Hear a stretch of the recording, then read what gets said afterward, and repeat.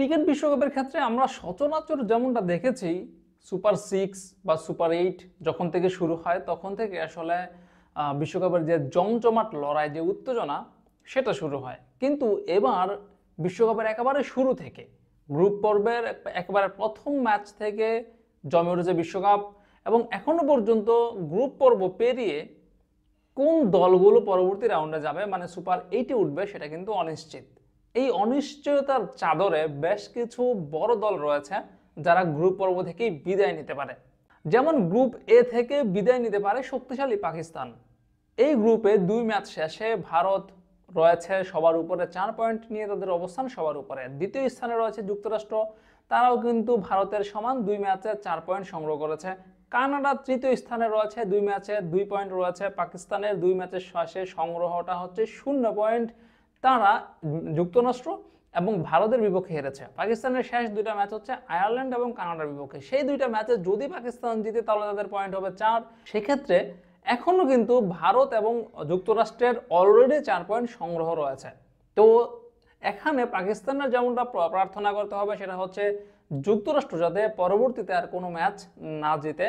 একই সঙ্গে আয়ারল্যান্ড বা কানাডা তারা যাতে অন্তত একটার বেশি ম্যাচ না জিতে, মানে এরকম প্রার্থনা তাদের করতে হবে। একই সঙ্গে পাকিস্তানকে 2টা ম্যাচে জিততে হবে।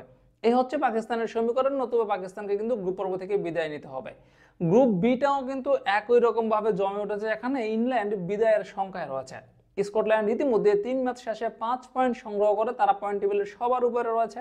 অস্ট্রেলিয়ার সংগ্রহটা হচ্ছে 2 ম্যাচে 4 পয়েন্ট।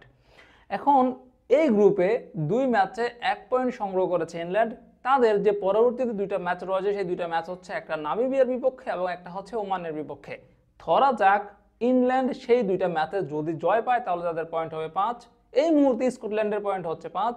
অস্ট্রেলিয়ার কিন্তু 2টা ম্যাচ বাকি রয়েছে এবং সেই 2টা ম্যাচের মধ্যে একটা হচ্ছে স্কটল্যান্ডের বিপক্ষে, আর একটা ম্যাচ কিন্তু দুর্বল প্রতিপক্ষের বিপক্ষে। তো সেই হিসাবে বলা যায়, যদি আমরা ধরে নেই যে অস্ট্রেলিয়া তারা 2টা ম্যাচেই জিতবে, সেক্ষেত্রে কিন্তু অস্ট্রেলিয়া গ্রুপ চ্যাম্পিয়ন হয় পরবর্তী রাউন্ডে উঠবে।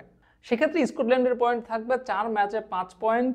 আর ইংল্যান্ড যদি পরবর্তীতে তাদের যে 2টা ম্যাচ রয়েছে সেই 2টা ম্যাচে জয় পায় তাহলে তাদেরও পয়েন্ট হবে 5 পয়েন্ট। সেক্ষেত্রে হিসাবে আসবে রান রেট। এই মুহূর্তে স্কটল্যান্ডের রান রেট কিন্তু খুবই ভালো, 2.164 তাদের রান রেট। অন্যদিকে ইংল্যান্ডের রান রেট হচ্ছে -1.800। তো এখান থেকে ইংল্যান্ডকে যদি স্কটল্যান্ডকে টপকাতে চায় সেক্ষেত্রে তাদেরকে কিন্তু বিশাল বিশাল ব্যবধানে 2টা ম্যাচে জিততে হবে। একই সঙ্গে স্কটল্যান্ডকে অনেক বড় ব্যবধানে হারতে হবে।